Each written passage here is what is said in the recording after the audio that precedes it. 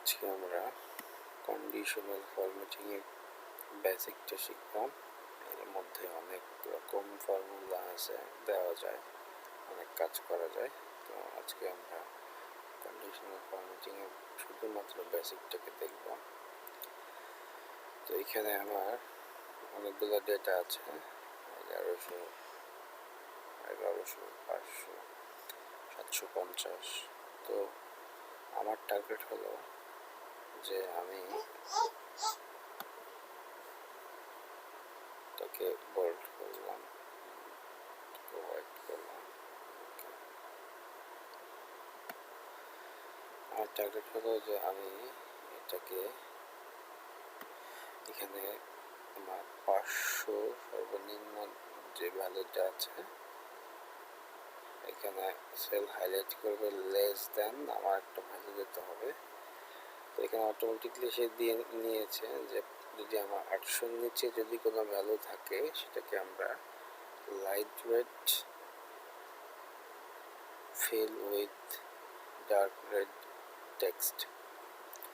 তো আমি এটাকে যদি 500 করি তাহলে 500-র নিচে আমার কোনো ডাটা নেই। তো যদি আমি 600 করি তাহলে আমার 600-এর নিচে যেটা আছে 500, 500, 500।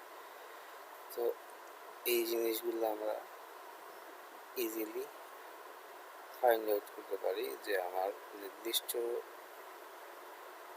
সংখ্যার ডাটা আসলে কোন কোন জায়গাতে আছে, সেগুলো আমার কালারিং করে অটোমেটিকলি কালারিং করে দিবে কন্ডিশনাল ফরম্যাটিংয়ের মাধ্যমে। তো এখানে আমি ক্রাইটেরিয়া আমার ইচ্ছা মতো ক্রাইটেরিয়া দিব এবং এখানে আমি চাইলে আমার মনের মতো করে কালার অ্যাড করব। পরবর্তী একটা ভিডিওতে দেখাবো যে কীভাবে এখানে আমার অন্য একটা কালার আমি অ্যাড করতে পারি। তো এইখানে যদি আমি 600-এর উপরে চিন্তা করি 700, তাহলেও আমার সেম। যদি 800 চিন্তা করি তাহলে 800-এর নিচে আমার আছে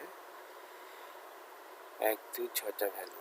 যদি আমি 900-এরটা চিন্তা করি তাহলে 900-এর নিচে আমার আছে 1, 2, 3, 4, 5, 6, 7, 8টা ভ্যালু।